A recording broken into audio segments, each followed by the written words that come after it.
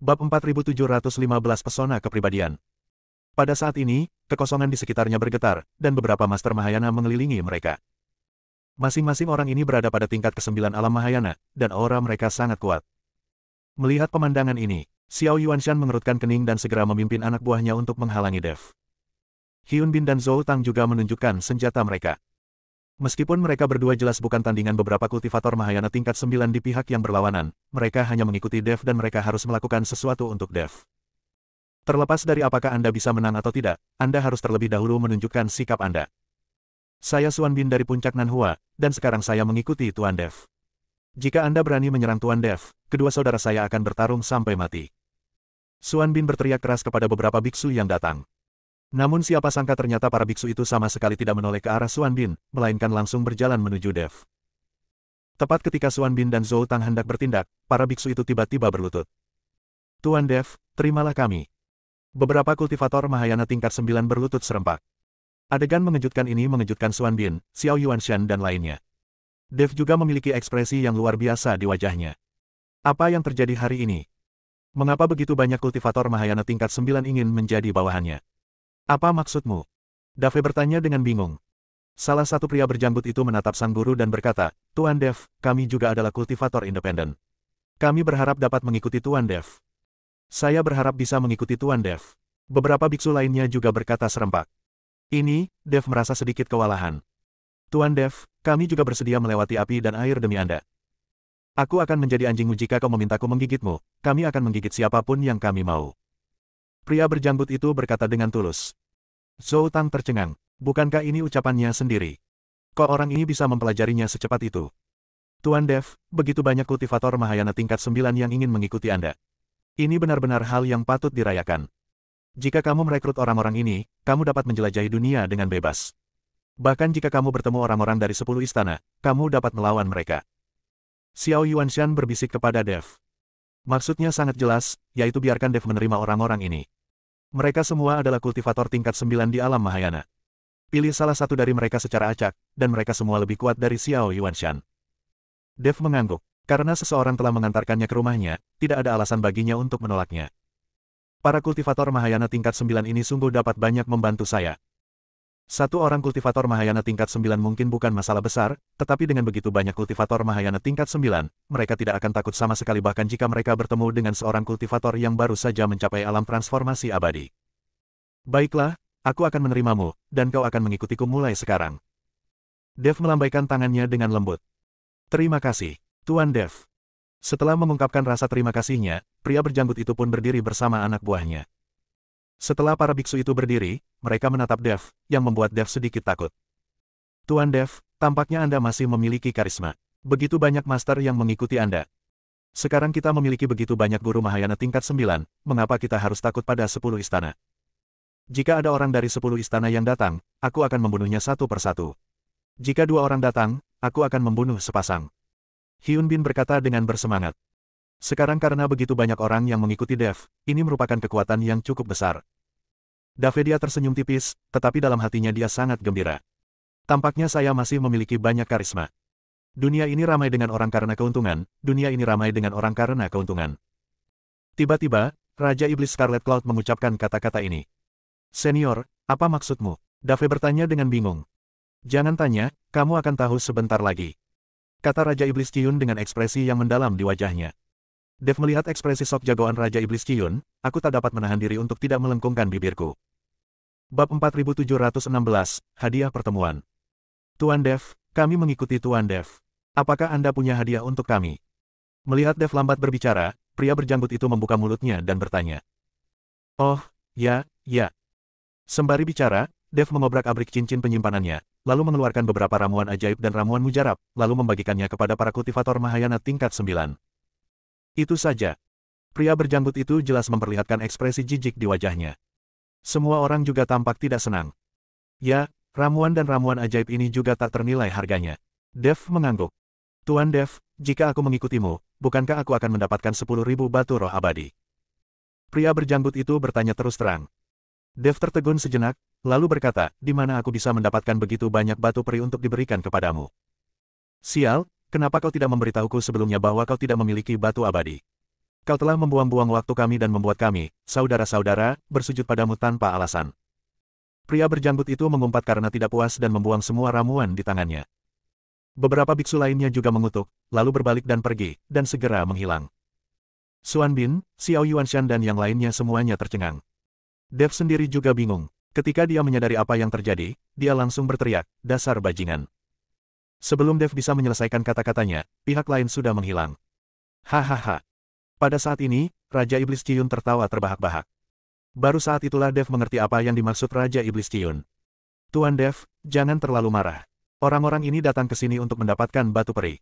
Jelas mereka tidak ingin bergabung dengan Anda.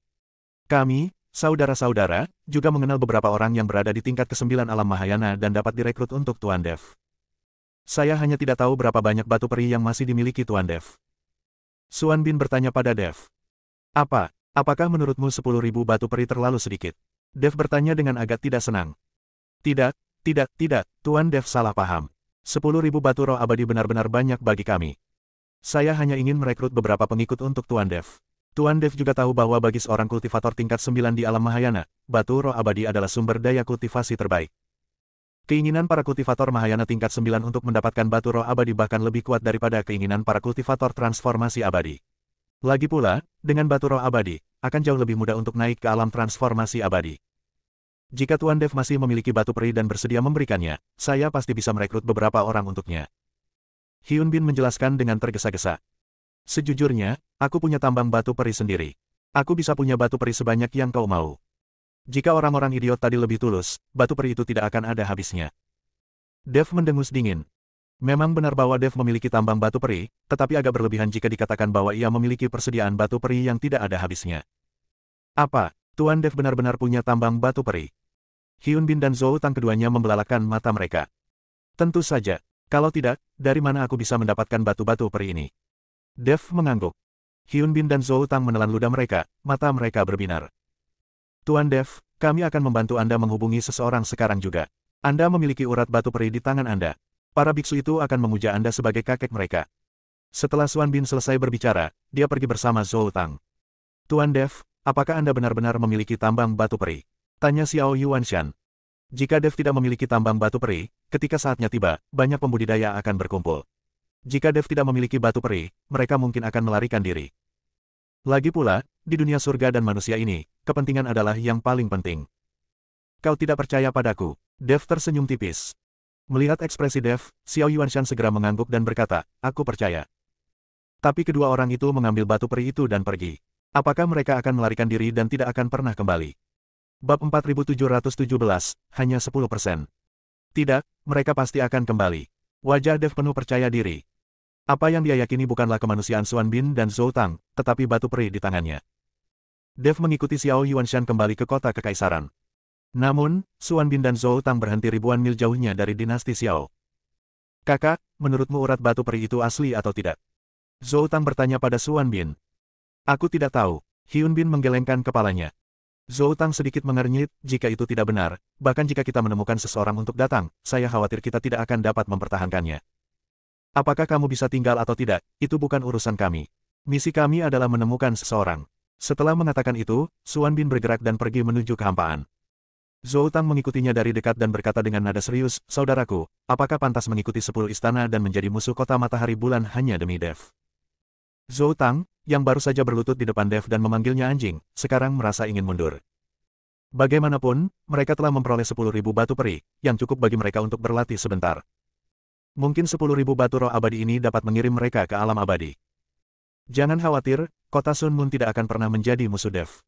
Tidakkah kau tahu bahwa Lin Kedong diam-diam meninggalkan kota untuk berurusan dengan Dev? Pangeran keempat yang datang kemudian ada di sini untuk menariknya kembali. Jelas bahwa kota Sun Moon tidak ingin terlibat dalam masalah perintah pembunuhan. Adapun luka Lin Kedong, dia hanya perlu disembuhkan. Dia tidak akan mati. Hyun Bin menganalisis sambil berjalan. Zhou Tang mendengarkan dari samping dan dia semakin mengagumi kakak laki-laki ini. Kota Matahari dan Bulan. Lin Kedong didukung oleh Lin Kevan dan kembali. Lin Chong duduk di singgasana dengan wajah marah, seolah ingin memakan seseorang. Kau begitu berani meninggalkan kota ini tanpa perintahku. Apa kau pikir aku tidak akan menghukummu hanya karena kau adalah pangeran tertua? Lin Chong meraung pada Lin Kedong. Lin Kedong berlutut di tanah sambil menjatuhkan diri, dan berkata dengan ekspresi sedih, "Ayah, sumber daya yang Anda berikan kepadaku terlalu sedikit. Aku tidak punya cukup untuk berkultivasi. Pada tingkat ini, kapan aku bisa menembus alam Mahayana dan mencapai alam abadi?" Meskipun Istana 10 tidak memiliki kredibilitas, mereka memberi saya 20.000 batu roh abadi sebagai deposit. 20.000 batu roh abadi ini tidak mungkin palsu. Lin Kedong benar-benar mengeluarkan 20.000 batu peri di depan Lin Chong. Mendengar ini, Lin Chong menjadi semakin marah. Ia terengah-engah dan berkata, "Dasar bodoh, kenapa Istana 10 hanya memberimu uang jaminan dan tidak kepada yang lain? Mereka memanfaatkanmu. Apakah otakmu penuh dengan sampah?" Setelah Lin Chong selesai berteriak, dia menatap Lin Ruoya dan berkata, "Ruoya, mengapa aku memintamu untuk tetap berada di sisi putra mahkota?" "Yang mulia, saya mencoba membujuk pangeran tertua, tetapi tidak berhasil." Lin Ruoya buru-buru berlutut di tanah. "Ayah, kakak tertua saya terluka. Biarkan dia pergi dan sembuh dulu. Kita bisa bicarakan ini setelah dia pulih." Lin Kevan membujuk Lin Chong. "Kevan, kamu mengatakan bahwa Dev hanya berada di alam Mahayana tingkat kedua." Lin Chong bertanya. "Ya, alam Mahayana tingkat kedua." Lin Kevan mengangguk. "Seorang kultivator alam Mahayana tingkat 2 benar-benar mengalahkan saudaramu, yang berada di puncak alam Mahayana, hingga mencapai kondisi seperti ini. Tampaknya anak ini cukup menarik. Kevan, jika kamu melawannya, berapa besar peluangmu untuk menang?" Lin Chong bertanya. Lin Kevan merenung sejenak, lalu mengulurkan jarinya.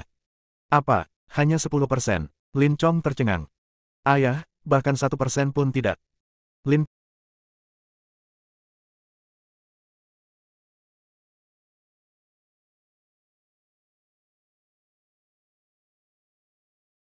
Lin Kevan berkata dengan sangat serius.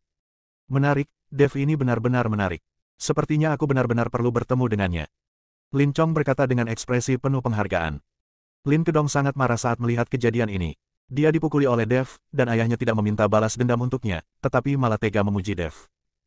Bab 4718, tidak ada kualitas. "Ayah, aku dipukuli seperti ini oleh Dev, ayah harus membalaskan dendamku." Lin Kedong berkata.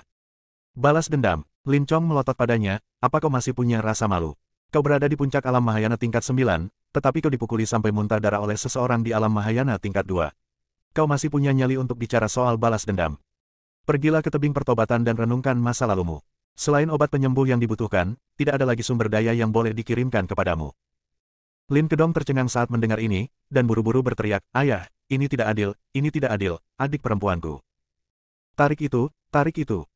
Lin Chong melambaikan tangannya dengan tidak sabar. Tepat saat Lin Kevan hendak menarik Lin Kedong tiba-tiba berdiri dan berteriak, "Ayah, meskipun Dev memukulku, ayah tidak akan membalas dendam. Namun, jika dia memarahi ibuku, ayah juga harus melakukan sesuatu, bukan? Dia mengutuk ibumu. Apa yang dikutuknya?" Lin Chong mengerutkan kening. "Dev itu sangat sombong. Dia memukulku, dan kamu bisa memilih untuk tidak membalas dendam, tetapi dia juga mengatakan ingin bermain dengan ibuku, jadi kamu tidak bisa mengabaikannya begitu saja, kan?" Lin Kedong berkata. Boom. Lin Chong hanya merasakan aura dalam tubuhnya meledak seketika, lalu dia menghantamkan telapak tangannya dengan keras ke meja batu di depannya. Meja batu itu berubah menjadi bubuk dan menghilang tanpa jejak. Beraninya dia mengatakan hal seperti itu. Lin Chong merasa sangat marah hingga tidak dapat berbicara. Dia terengah-engah dan berkata kepada Lin Kevan, "Kevan, bawa anak buahmu dan bawa Dev kepadaku segera." "Ayah, Dev. Diamlah, aku memintamu untuk membawa orang, sekarang juga." Mata Lin Chong membelalak, dan dia hendak menyemburkan api. Melihat ini, Lin Kevan tidak berani mengatakan apa-apa dan segera berbalik dan pergi. Melihat ini, Lin Kedong tertawa. Dia tahu bahwa Dev pasti dalam masalah. Karena Lin Chong terkenal sangat mencintai istrinya, sekarang setelah Dev benar-benar mengucapkan kata-kata yang menghujat kepada istrinya, Lin Chong tidak akan pernah melepaskannya dengan mudah. "Keluar!" Menatap Lin Kedong dengan ekspresi puas di wajahnya, Lin Chong berteriak. Tubuh Lin Kedong bergetar, dan kemudian, dengan bantuan Lin Ruoya, dia meninggalkan aula. "Kaisar Lin, tenanglah, mungkin ada kesalahpahaman di sini." Pada saat ini, Taois Wuji berjalan keluar dari belakang aula.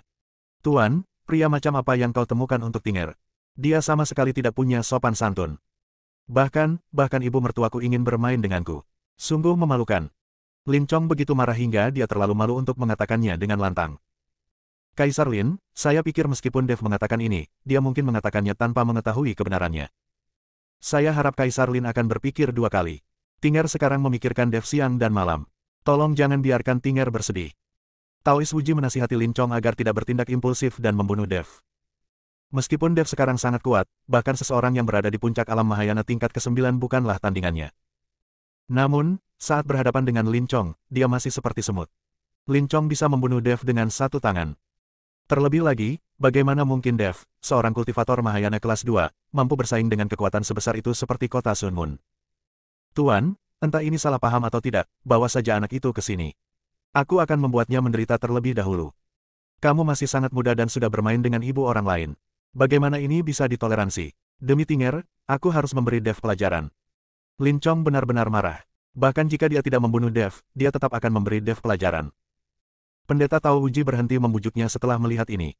Ia berkata selama Dev tidak terbunuh, itu akan baik-baik saja. Mengenai memberinya pelajaran dan membuatnya menderita sakit fisik, itu juga normal. Sekarang Taois Uji berharap agar Dev tidak akan berkonflik dengan Lin Kevan lagi. Jika kedua orang ini mulai bertengkar, maka Anda harus berhati-hati.